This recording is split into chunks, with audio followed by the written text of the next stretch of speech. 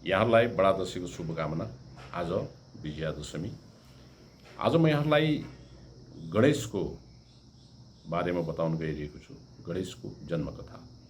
जस्तो यहाँलाई थाहा छ, गणेशलाई माता पार्वतीले महलबाट निर्माण गर्नुभएको थियो। र गणेशलाई उहाँले द्वारपालको रूपमा राख्नुभयो र उहाँले के भन्नुभयो भने कसैलाई पनि भित्र नपठाउनु। जबसम्म म भन्दिनँ तबसम्म कसैलाई पनि भित्र नपठाउनु। गणेशलाई महलले निर्माण गर्नुभयो मतलब के भने माता शक्तिले, शक्तिको महलमा मतलब विकार, शक्तिको विकारबाट गणेशको निर्माण भएको थियो। अब त्यहाँ माता पार्वती अथवा माता शक्ति एक्लैले बनाउनु भएको थियो गणेशलाई है। त्यसकारणले गर्दाखेरि शक्तिको विकार भनेको के हुन्छ भन्दा अहङ्कार हुन्छ। त्यसकारणले गर्दाखेरि गणेश अहङ्कारबाट निर्मित हुनुभएको थियो र अहङ्कारकै मूर्ति हुनुहुन्थ्यो। अनि गणेशले के भयो त भन्दा शिवजीलाई पनि भित्र जान दिएनन्, महादेवलाई पनि भित्र जान दिएनन्। उनले के भने मलाई कसैलाई पनि नपठाउनु भन्ने आदेश छ। त्यसकारणले गर्दा कसैलाई पनि नपठाउनु मतलब कसैलाई पनि नपठाउनु। त्यसकारणले गर्दा म तपाईँलाई पनि भित्र जान दिन सक्दिनँ। त्यसपछि शिवजीले के गर्नुभयो भन्दा त्रिशूलले गणेशको शिर छेदन गरिदिनु भयो र त्यसपछि त्यहाँ लगेर हात्तीको टाउको राखिदिनु भयो। यसको मतलब के हो त भन्दा गणेशको शिर छेदन गरेर शिर चेन्ज गरेको होइन, टाउको चेन्ज गरेको होइन, विचार चेन्ज गरेको। किनभने शिवजी परम चेतना हो र माता पार्वती के हुन् त शक्ति हुन्। त्यसकारणले गर्दाखेरि शिव र शक्ति भनेको के हुन् भन्दा शक्ति र चेतना हुन्। त्यसकारणले गर्दा जुन गणेशको एउटा अहङ्कारको स्वरूप थियो, गणेशले के गरे त भन्दा इभन आफ्नो पितालाई पनि भित्र जान दिएनन्। किनभने म त एउटा आदेशको पालना गरिरहेको छु। त्यसकारणले गर्दाखेरि मैले उहाँको आदेश जे छ त्यही अनुसारले गर्नुपर्छ भनेर भनेपछि गणेशमा के भने अहङ्कार म्याक्सिमम थियो, विवेक के थियो कम थियो। किनभने उनी शक्तिको महलबाट, माता शक्तिको महल अथवा अहङ्कारबाट, विकारबाट पैदा भएका थिए। त्यसपछि उनको जुन प्रकारको चाहिँ स्वभाव, जुन प्रकारको मेन्टालिटी थियो त्यो यहाँले थाहा पाइहाल्नुभयो कि शिवलाई पनि उनले रोके। शिवले त्यसपछि के गर्नुभयो त भन्दाखेरि त्यो अहङ्कारलाई हटाएर चेतना भरिदिनु भयो। शक्ति त गणेशसँग प्रशस्तै थियो हो। त्यसपछि यसैमा फेरि के पनि भनिएको छ भन्दा मतलब शनिको दृष्टि पनि पर्यो पनि भनिएको छ। शनिको दृष्टिको मतलब के हो भन्ने कुरो म यहाँलाई शनिको भिडियोमा बताउँदाखेरि, शनिको बारेमा बताउँदाखेरि भन्नुला। भनेपछि शिवले के गर्नुभयो त भन्दा चेतना भरिदिनु भयो। अब गणेशसँग के भयो, शक्ति पनि भयो, चेतना पनि भयो, विवेक पनि भयो होइन।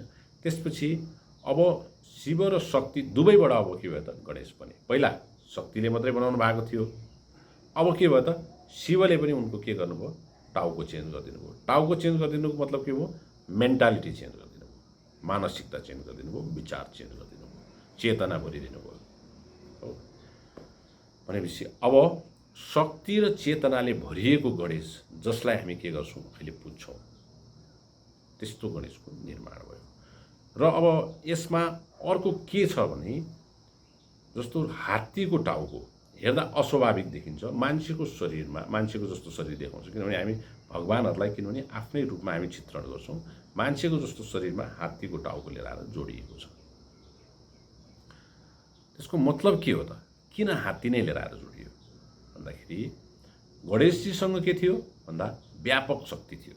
भनेपछि व्यापक शक्ति भइकन अहङ्कार नभएको जीव के छ यो धरतीमा, हात्ती। हात्तीसँग थाहा बल छ, थाहा शक्ति छ, तर अहङ्कार छैन र कसैसँग दुश्मनी पनि छैन हात्तीको। हात्तीसँग चाहिँ के भयो त भन्दाखेरि खरायो, जरायो, मृग होइन, बाघ, भालु सबै चाहिँ के हुन्छ भन्दा समान रूपमा हात्तीसँग हिँडिरहेका हुन्छन्। कसैलाई पनि हात्तीसँग डर छैन। हात्तीलाई कसैलाई पनि दुश्मन बनाएको छैन। हात्तीले कसैलाई पनि के भयो त भन्दाखेरि हिंसा गरेको छैन, गर्दैन। तर हात्तीमाथि आक्रमण भयो भने मात्रै उसले के गर्छ भन्दा प्रतिरोध गर्छ। भनेपछि त्यस कारणले गर्दाखेरि र बुद्धिमान हुन्छ हात्ती। यस अर्थले गर्दाखेरि हात्तीको टाउको लिएर आएर जोडियो। शक्ति अथाह शक्ति छ तर घमण्ड छैन, अथाह शक्ति छ तर कोहीसँग दुश्मनी छैन। हो, हात्तीको टाउको ल्याउनु मतलब यो हो। भनेपछि अब जुन यहाँले अब यसरी पनि बुझ्न सक्नुहुन्छ कि अब गणेशसँग के भयो भन्दा शक्ति र चेतना दुवै भयो। जब शक्ति र चेतना सन्तुलित रूपमा हुन्छ भने त्यो के हुन्छ भन्दा त्यो सर्वपूज्य हुन्छ र त्यो प्रथम पूज्य पनि हुन्छ। संसार शक्ति र शिवको, शक्ति र चेतनाको संयोगबाट, शक्ति र चेतनाको सन्तुलनबाट यो संसार अगाडि बढेको छ। र जहाँ शक्ति छ तर चेतना छैन, र जहाँ चेतना छ र शक्ति छैन भनेदेखि त्यो के हुन्छ, राम्रोसँग अगाडि बढ्न सक्दैन, त्यो असन्तुलनमा अगाडि बढ्छ। त्यस कारणले गर्दाखेरि जब शिव र शक्तिको सन्तुलन हुन्छ, जब शिव र शक्तिको मिलन हुन्छ, तब के हुन्छ त भन्दा मङ्गलमय हुन्छ। त्यस कारणले गर्दा शिव र शक्तिको मिलनबाट जुन गणेश बने, पहिला त शक्तिबाट मात्रै बनेका थिए, पछि के भयो त शिवबाट पनि बने। शिवले चेतना परिवर्तन गरिदिनु भयो, शिवले मेन्टालिटी चेन्ज गरिदिनु भयो, शिवले टाउको परिवर्तन गरिदिनु भयो। त्यसपछिको जुन गणेश भए ती चाहिँ के भयो त मङ्गलमूर्ति भए, जसलाई हामी बुझ्ने गर्दछौँ। अब यो प्रकारबाट हामीले बुझ्नुपर्छ। र अब हामीले फेरि अर्को हिसाबबाट हेऱ्यौँ भने हामीले के गर्छौँ भन्दा गणेशलाई सबभन्दा पहिले पुज्छौँ। गणेशलाई सबभन्दा पहिले पुज्नुमा पनि त्यहाँ एउटा कथा छ। मैले अघि पनि भने कि शास्त्र सङ्केत हो। शास्त्रले सङ्केत मात्रै गरेको हुन्छ जसलाई हामीले डिकोड गर्नुपर्छ। त्यहाँ एउटा प्रतिस्पर्धा रहन्छ र त्यो प्रतिस्पर्धामा सबै नै भाग लिन्छन् कि प्रथम पूज्य देव कसलाई बनाउने भन्ने एउटा विवाद चलेको हुन्छ। त्यो विवादलाई के हुन्छ भन्दा शिवले समाधान गर्नको लागि सबैलाई एउटा प्रकारको कम्पिटिसन राखिदिनुहुन्छ र त्यही क्रममा सबै देवदेवताहरूले के हुन्छ भाग लिन्छन्, जो इच्छुक छन्। अनि लिइसकेपछि सबैले दौडिन्छन्। हामीले के बुझेका छौँ भन्दा हामीले जस्तो कुमार दौडिएको होइन, कुमार चाहिँ मयूरमा दौडिए उनले पृथ्वीको परिक्रमा गर्नलाई भन्ने कुरो चाहिँ त्यसमा देखाइएको छ। मयूर जस्तो गणेश र कुमारको मात्रै, वास्तवमा यो सबैजनाको कम्पिटिसन थियो। त्यसमा चाहिँ के भयो त भन्दा इन्द्रदेखि चन्द्र सूर्य सबै नै सहभागी भएका थिए भनेर भनेको छ। र त्यसमा सबैजना चाहिँ के भयो त भन्दा आफआफ्नो कर्तव्यलाई भुलेर उनीहरू दौडमा सहभागी भए। तर गणेशले के गर्थे भन्दा गणेशले जहिले पनि नित्य पूजा गर्थे आफ्नो पिता र माताको, शिव र शक्तिको। र त्यसपछि उनले के गरे भने उनले आफ्नो नित्य कर्म भुलेनन्। उनले त्यो बखतमा पनि जब के भने संसारको शक्तिशाली र पूज्य पद पाउने हुँदै पनि होइन, उनको चाहिँ विशालकाय शरीर थियो, उनको वाहन त्यही प्रकारको थियो, त्यो कुराहरू अलग छन्। तर पनि उनले के गरे भने आफ्नो नित्य पूजा उनले भुलेनन्। र अर्को माता र पिता नै के हो त भन्दाखेरि मेरो लागि संसार भनेर भनेकै माता र पिता हुन्। त्यस कारणले गर्दा माता र पिताले नै मलाई यो संसारमा ल्याए, माता र पिताले नै मलाई यो संसार देखाए, माता र पिताले नै मलाई के भयो त यो संसारमा चाहिँ यो योग्य बनाए। मतलब बचपनदेखि पाल्ने हुर्काउने सबै गऱ्यो भनेपछि मेरो लागि माता र पिता नै के हो त सर्वस्व हुन्। मेरो लागि माता र पिता नै यो ब्रह्माण्ड हो। त्यस कारणले गर्दा मैले आफ्नो माता र पिताको मैले परिक्रमा गरेँ होइन, मलाई यो उसमा सहभागी हुनु छैन। मैले चाहिँ मेरो लागि माता र पिता नै मेरो सर्वस्व हो भन्ने हिसाबले मेरो ब्रह्माण्ड यही हो भनेर उनले परिक्रमा गरे। त्यसपछि के भयो त भन्दाखेरि शिवजी पनि माता पार्वती पनि खुसी हुनुभयो। र हामीलाई यसले के सन्देश पनि दिन्छ भन्दाखेरि माता र पिता नै के हुन् त वास्तविक संसार, अथवा माता र पिता नै के हुन् त वास्तविक भगवान हुन् भन्ने कुराको पनि यसले सन्देश दिन्छ। र आफ्नो कर्तव्यलाई के हुन्छ भन्दा बिर्सिनु हुँदैन। कुनै पनि कुराहरू गर्दाखेरि पहिलो आफ्नो कर्तव्य महत्त्वपूर्ण हुन्छ र आफ्नो परिवार महत्त्वपूर्ण हुन्छ भन्ने कुरा पनि यसले सन्देश दिन्छ। र अब प्रथम पूज्य चाहिँ गणेश प्रथम पूज्य भइसकेपछि, किनभने उनी मतलब बुद्धिमान पनि थिए, उनी चेतनाले भरिएको थियो, यी सबै कुराहरू थिए भनेपछि अब गणेश प्रथम पूज्य भए हामीले गणेशको सबभन्दा पहिले पूजा गर्छौँ। हामीलाई के भनिएको छ भन्दाखेरि कुनै पनि कार्य सुरुवात गर्दाखेरि चाहिँ पहिला गणेशको पूजा गर्नुपर्छ। र यही नै वरदान के भयो भन्दा शिवजीबाट पनि होइन प्राप्त भएको थियो कि जसले कुनै पनि कार्य गर्दाखेरि तिम्रो पूजा गर्छ भनेदेखि त्यसको कार्य सफल हुन्छ, होइन तिम्रो पूजा नगरिकन गरेको कार्य सफल हुँदैन भनेर भनिएको छ। भनेपछि के छ त गणेशमा त्यस्तो, के कारणले गर्दाखेरि त्यो भनिएको हो भन्ने कुरालाई अलिकति विचार गर्दा हामीले सामान्य रूपमा अब उनको चाहिँ जुन आकृति छ त्यो आकृतितर्फ लागौँ। किनभने कुनै पनि देवी देवताको आकृति र उनले धारण गरेका आयुध र उनको जुन प्रकारको त्यो देखिन्छ त्यसबाट पनि देवता के हुन्छ भने मोटामोटी यस्तो प्रकारको देवता हुन् भन्ने कुरो हामीले आकलन गर्न सक्छौँ, अनुमान गर्न सक्छौँ। अब यही क्रममा हेर्दाखेरि गणेशको हामी अब हेर्दै जाँदा हामीले के देख्छौँ भन्दाखेरि टाउको, हात्तीको टाउको। अघि भर्खरै मैले भने कि हात्तीको टाउको मतलब अब आँखा हेरौँ, आँखा सानो छ, मतलब हामीले आँखा कुन बेलामा सानो बनाउँछौँ भन्दा जब हामीले कुनै कुरा बुझ्दैनौँ र त्यसलाई ध्यान दृष्टिले हेर्न पऱ्यो भने अथवा अलिकति गहिरिनु पऱ्यो भने के हुन्छ, हामीले आँखा सानो बनाउँछौँ। मतलब हामीले जब कुनै पनि काम गर्दैछौँ भनेपछि गणेशका यी कुराहरूलाई ध्यान दिनुपर्छ कि आँखा सानो हामी कुनै बेला गराउँछौँ भन्दा जब हामी गहिरिएर हेर्छौँ भनेपछि हामीले एउटा यो स्वभाव राख्नुपर्छ कि हामी जब कुनै नयाँ काम गर्दैछौँ भनेपछि त्यसलाई गहिरिएर हेर्नु पऱ्यो, विचार गर्नु पऱ्यो भन्न खोजेको हो। गहिरिएर अलिकति बल लगाएर होइन, अलि ध्यान दृष्टिले चाहिँ के भयो त त्यो कुरालाई हेर्नु पऱ्यो, गहिरिएर हेर्नुपर्छ एउटा कुरा। अर्को हामीले हेर्छौँ कि गणेशको कान ठुलो छ। कान ठुलो छको मतलब के हो त भन्दा हियर मच, होइन धेरै कुराहरू सुन्नु पऱ्यो। भनेपछि जब हामी कुनै काम गर्दैछौँ भनेपछि त्यसको बारेमा के छ भन्ने कुरो धेरै कुराहरू सुन्नु पऱ्यो, बुझ्नु पऱ्यो। र अर्को यो पनि हुन्छ कि तपाईँले कुनै काम गर्दै हुनुहुन्छ भने मानिसले विभिन्न थरीका कुराहरू गर्न सक्छन्, ती सबै कुराहरू सुन्न सक्ने हुनुपर्छ तपाईँ, र त्यसको लागि तपाईँको कान ठुलो हुनुपर्छ। अब हामी अर्कोतर्फ लागौँ कि जुन सुँड, होइन सुँड के छ त भन्दाखेरि लामो छ, संवेदनशील छ। त्यस कारणले गर्दा संवेदनशील हुनुपर्छ। र त्यस्तै गरेर टाढैबाट के हुन्छ त भन्दाखेरि आफूलाई चाहिएको कुराहरू के हुन्छ भन्दाखेरि जुन प्रकारबाट लिइन्छ सुँडबाट, होइन त्यसरी आफूलाई चाहिएको कुराहरू केबाट भन्दा लिन सक्ने त्यो।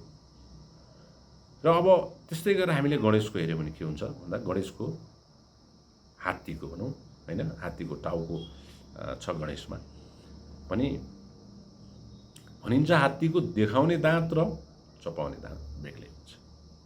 भनेपछि तपाईँ जब कुनै नयाँ काम गर्दै हुनुहुन्छ भने त्यो पनि तपाईँसँग हुनुपर्छ, तपाईँले देखाउने के र तपाईँसँग हुने के। भनेपछि तपाईँको चपाउने दाँत चाहिँ के हुन्छ त भन्दा बाहिर देखिनु हुँदैन जब तपाईँ कुनै नयाँ काम गर्दै हुनुहुन्छ। र त्यस्तै गरेर हामीले हेऱ्यौँ भने गणेशको के देखिन्छ भन्दा ठुलो भुँडी। ठुलो भुँडीको मतलब के हो त भन्दाखेरि धेरै अटाउन सक्ने अथवा होइन डाइजेस्ट मच त्यो प्रकारबाट हेरौँ कि धेरै कुरो डाइजेस्ट गर्न सक्ने। भनेपछि तपाईँले धेरै कुरो डाइजेस्ट गर्न सक्नुपर्छ। जब तपाईँ कुनै नयाँ काम गर्दै हुनुहुन्छ भने तपाईँले धेरै कुरो पचाउन सक्नुपर्छ। र गणेशको जब हामी गणेशको आयुतर्फ लागौँ कि गणेशले के कुराहरू बोकेका छन् भन्दा गणेशले बन्चरो बोकेको देखिन्छ, एक्स होइन, विघ्नहर्ता भनेर भनिएको छ गणेशलाई। जब तपाईँ नयाँ काम सुरु गर्दै हुनुहुन्छ तब के हुनु पर्यो त भन्दा विघ्नहर्ता, जुन विघ्न बाधाहरू के भयो त काट्नको लागि त्यो बन्चरो हो होइन, एक्स। त्यस कारणले गर्दा विघ्नहर्ता, विघ्न बाधा आयो भने तपाईँले के भयो त त्यसलाई काट्दै अगाडि बढ्नु। अर्को हातमा तपाईँले हेर्नुभयो भने के देख्नुहुन्छ भन्दा अङ्कुश देख्नुहुन्छ। तपाईँ एउटा काम गरिरहनु भएको छ त तपाईँको मन त कतै पनि जान सक्छ, तपाईँले त्यो कामलाई बिर्सिएर तपाईँ कतै पनि जान सक्नुहुन्छ, अथवा त्यहाँ विभिन्न किसिमको प्रलोभनहरूमा तपाईँ फस्न सक्नुहुन्छ, विभिन्न किसिमको नराम्रो आदतहरूमा तपाईँ फस्न सक्नुहुन्छ भनेपछि। तर आफ्नो कर्तव्यलाई नभुलिकन ती विभिन्न किसिमका मतलब होइन मतलब उहरूमा फस्ने जुन मन छ त्यसलाई के भयो त अङ्कुश लाउन सक्नुपर्छ। त्यस कारणले गर्दाखेरि अर्को हातमा के छ भन्दा अङ्कुश छ भनेपछि खराब कामहरूलाई के गर्न सक्नु पऱ्यो, खराब विचारहरूलाई अङ्कुश लगाउन सक्नु पऱ्यो। र त्यस्तै गरेर विचारहरूलाई मात्रै नभएर तपाईँले काम गर्दै हुनुहुन्छ भनेपछि भोलि तपाईँको चाहिँ के भयो भन्दा कर्मचारीहरूलाई पनि एउटा सर्टेन किसिमको अङ्कुश तपाईँको लागि जरुरी पर्छ र त्यो तयार गर्नुपर्छ। अर्को हामीले गणेशमा हेऱ्यौँ भने के देख्छौँ भन्दाखेरि किताब होइन, कापी पनि देख्छौँ, किनभने गणेशले जुन के भन्छ महाभारत होइन, महाभारत गणेशले लेखेका थिए भन्ने कुरा छ। वेदव्यासले जब मतलब लेख्नको लागि मान्छे खोजिसकेपछि खोज्दाखेरि मतलब लेख्नको लागि योग्य पात्र खोजिसकेपछि गणेशजीलाई फेला पार्नुभयो र गणेशजीलाई चाहिँ के भन्नुभएको थियो वेदव्यासले भने म एउटा यस्तो खालको ग्रन्थको रचना गर्दैछु, त्यो हजुरले लेखिदिनु पऱ्यो भन्दा गणेशले के भनेको थियो भने मेरो कलम रोकिँदैन भने मात्रै म लेख्न बस्छु भनेपछि गणेशले एउटा श्लोक लेख्दाखेरि मतलब व्यासले 4वटा श्लोक चाहिँ उनले मतलब सोचिसकेका हुन्थे, किनभने गणेशको चाहिँ कलम रोकिनु भएन भन्ने हिसाबबाट त्यस्तो थियो भन्ने कुरो शास्त्रमा उल्लेख भएको छ। भनेपछि गणेश चाहिँ के भयो त भन्दा लेख्नको लागि नि माहिर थिए र जुन एउटा किताब र कापी जुन देखिन्छ अथवा नोट कापी, तपाईँ केही कुराहरू पनि जब नयाँ काम गर्दै हुनुहुन्छ भने तपाईँसँग सबै कुराको रेकर्ड हुनुपर्छ, तपाईँसँग सबै कुराहरूको नोट हुनुपर्छ, हिसाब किताब हुनुपर्छ होइन, त्यो पनि हो। भनेपछि यस्तो प्रकारबाट होइन एउटा हातमा फेरि के छ लड्डु पनि छ। द्याट मिन्स लड्डु भनेको के हो भन्दाखेरि लड्डु भनेको त मतलब मिठाई हो होइन, त्यस कारणले गर्दा मेहनतको फल पनि लड्डु।